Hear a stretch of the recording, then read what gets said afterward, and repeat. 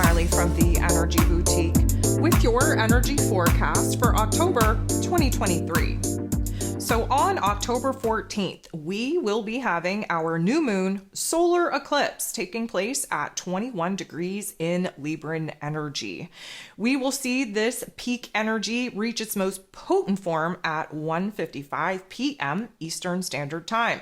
There's a lot to unpack here, so let's just start with the fact that this particular eclipse axis between the Aries and Libran energy got kind of officially kicked off in July when the nodes of the moon shifted out of the Taurus and Scorpio axis for the Aries and Libran axis. But if we want to be technical about it, we can actually go back to April 20th of this year. That is when we had a total solar eclipse in Aries energy. It took place at a critical crisis degree of 29 degrees, and that kind of scratched the surface of what it is that we were about to dive into for the next year and a half of learning these particular karmic chapters. So let's remove the eclipse part for just a second and just kind of address the fact that if this was a normal new moon in Libra, we would be taking a good look at where some major changes, some major transformations are needed in our relationship dynamics. Mostly because we're on this karmic life lesson between the Aries and Libran axis, we are learning where it is that we need to kind of disconnect, detach, create some distance and space from some of our more personal relationships in order to really get to know ourselves again. Again, the Aries energy, relationship with self, the ego identity, the life force energy, new passions, new desires, the aggression needed in order for us to act as this egoic avatar here in this earth plane.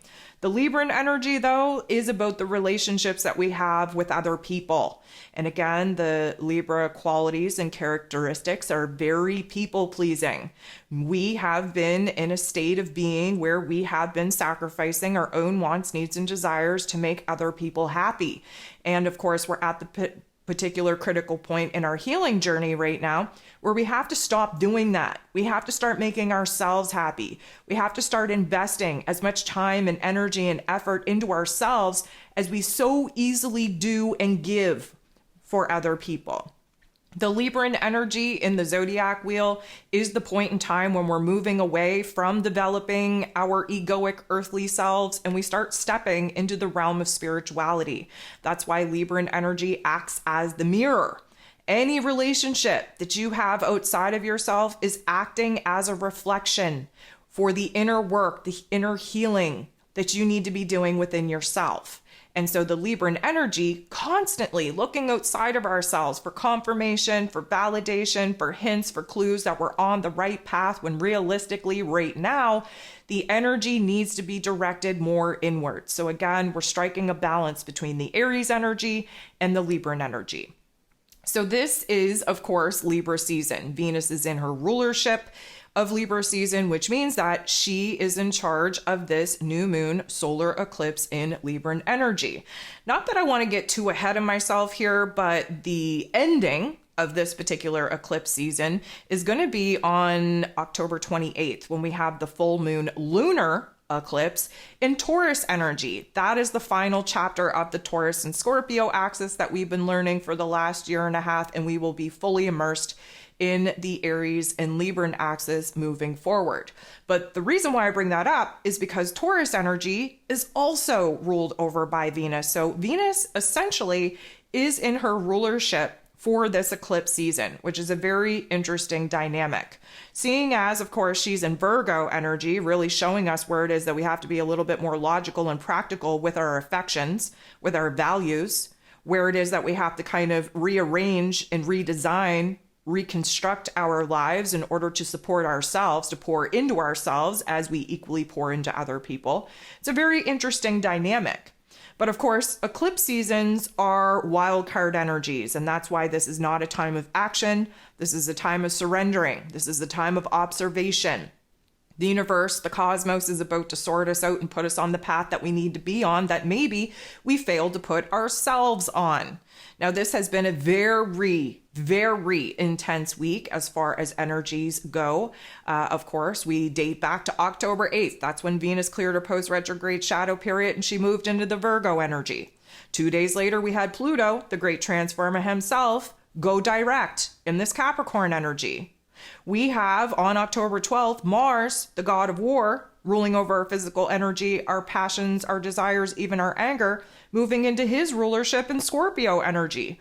All just a day before we swoop into the intensity of not only Friday 13th, which is a very lucky day, mind you, but being very much immersed in this eclipse window.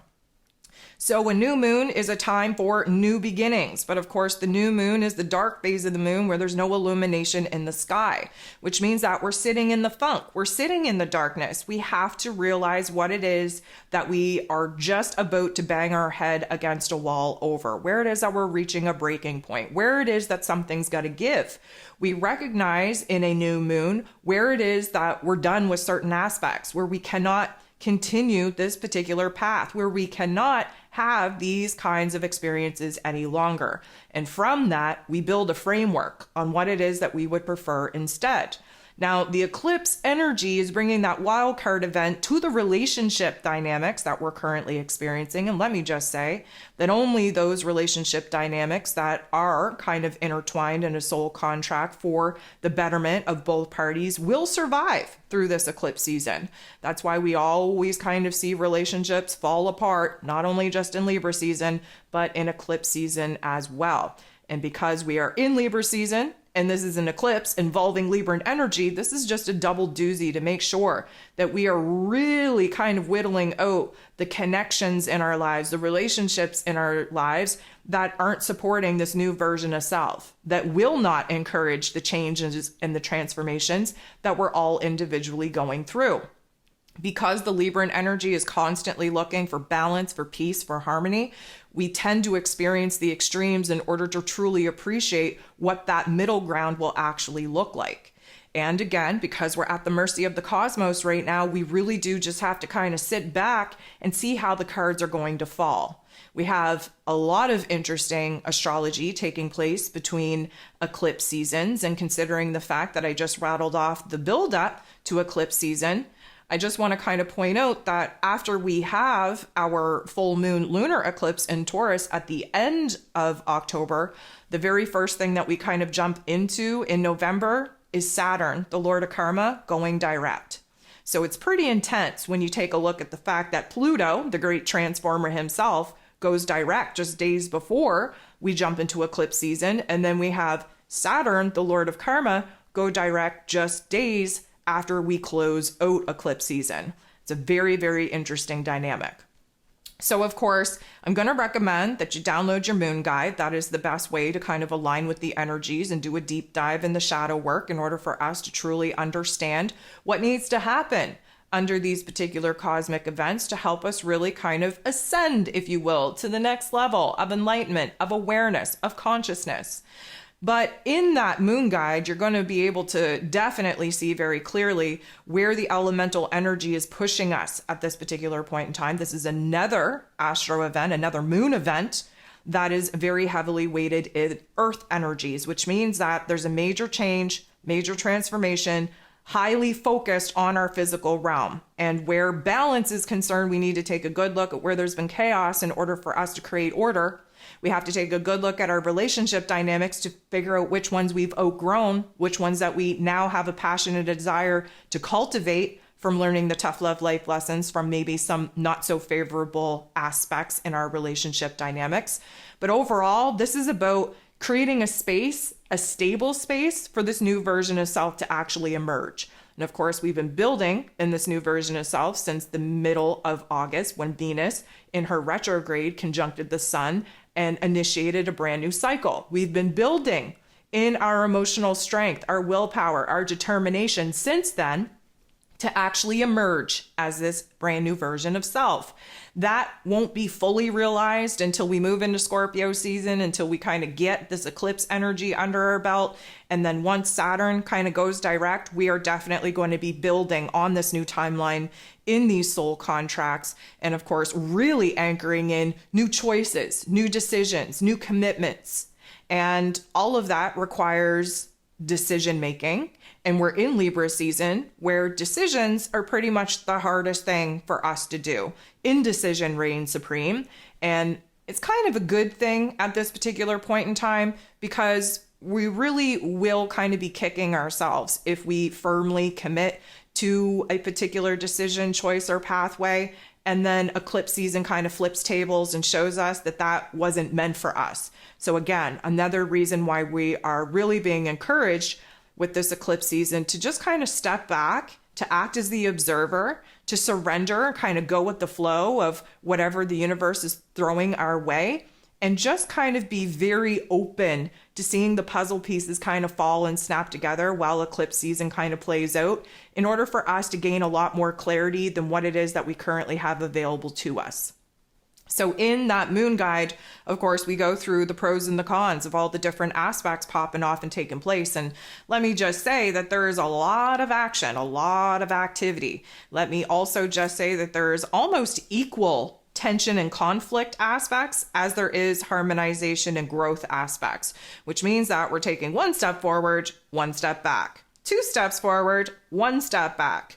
Maybe we're taking 1 step forward and 2 steps back, but at the end of the day, we are only really trying to figure out one particular baby step that we could possibly take to help us achieve the balance, the peace, and the harmony in which we're currently lacking.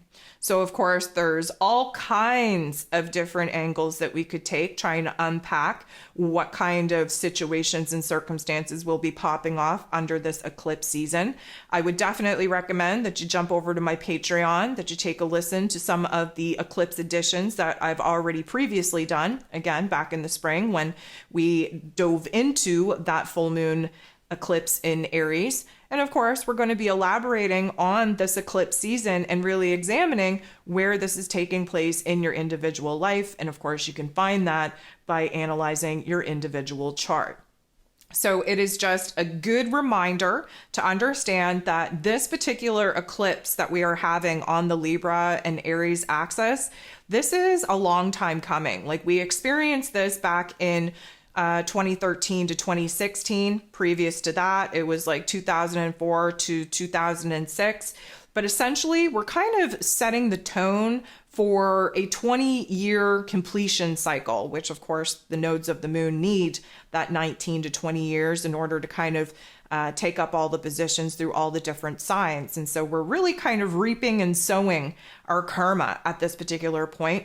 And it's a very interesting concept to kind of understand that at 21 degrees, which this new moon eclipse in Libra is taking place at, is actually more of an ending and a closure over the last 2 years of relationship dynamics, of living in extremes, of kind of putting more time, energy, and space into other people than into ourselves. We're bringing that to a close so that we can provide ourselves with a new balance point where we can really take a deep dive into getting to know this new version of self once again, and not being so reliant, so dependent, if you will, on other people's thoughts and opinions in order to validate for us what it is that we already know to be true within ourselves. So again, we are on this axis until pretty much 2025. We have a lot of very, very intense life lessons that we will be learning throughout these eclipse events. But here we are at a very gentle nudge, let's say, in order for us to examine the areas of our life that are living in extremes, that are out of whack, especially where relationships are concerned.